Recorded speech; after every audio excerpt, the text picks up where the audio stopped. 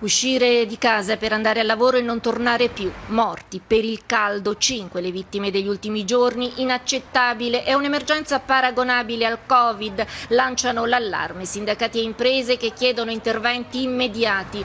Un decreto d'urgenza invocano CGIL e UIL per fermare i cantieri quando si toccano i 33 gradi. Stop anche per le altre categorie più esposte, chiede oggi il leader della UIL Bombardieri, gli agricoltori, i rider, i camionisti.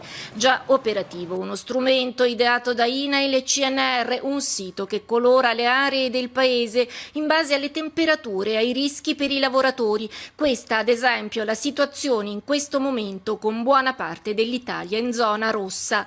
Sul tavolo anche un protocollo con indicazioni organizzative su orari, pause, supporti anticalore. Una proposta che trova d'accordo il presidente di Confindustria Bonomi, ma con tempi troppo lunghi, dice il sindacato. Non è il momento dei protocolli, attacca il segretario della CGIL Landini. Bisogna agire subito usando la cassa integrazione. Martedì il prossimo incontro con la ministra Calderone. Finora si è parlato della proposta di procedure semplificate per lo smart working.